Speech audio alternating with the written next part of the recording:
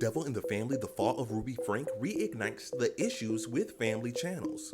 But if you've been on the internet for a certain amount of years, you know who Ruby Frank is. We have a Mormon white lady who made a YouTube channel called 8Passengers that at times got way too personal in the lives of her children and showed the issues of some of her parenting techniques not being what we call the best, which you can tell for the fact that she ended up in prison with her friend, forever roommate, the completely unlicensed psychologist Jody Hildebrand.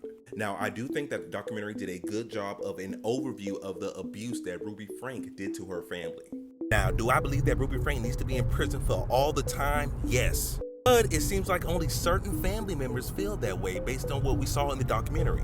Like this sad, pathetic man, husband right here, because this man had not an ounce of concern in the world for his family as he spent a year away doing whatever as this lady abused his children. Talking about, oh man, I miss my wife. I hope things can work out in the future. Now at the end, it did say that he filed for divorce, but I ain't like the way he was talking, man. He tried to distance himself from it, but he was one part of the issue.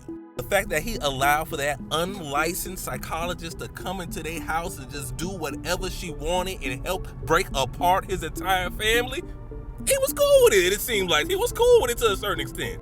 Now, our girl Shay right here, the eldest child of Ruby Frank, she was the standout of this whole documentary, explaining what happened to her and the reasons why she would never speak to her mother again. But even though I do think that this was an interesting 3-part watch, there were issues. If you told me that certain members of the family got final edit or were told you can only ask certain questions, I would believe you, especially when it comes to the husband. And they didn't even try to touch on any religious indoctrination. Now, I'm not asking them to go into depth on what really and truly happened to these children, but a lot seemed to be skipped over about the dynamics of these two ladies behind me. And this man too, because he got one of the best edits I've ever seen in a documentary for his role that he played. But let me know your thoughts. How did you feel about this? And make sure you like the video, leave a comment, follow your boy, and if you're extra like me, go to the link in my bio. You can buy me a coffee because we definitely can't forget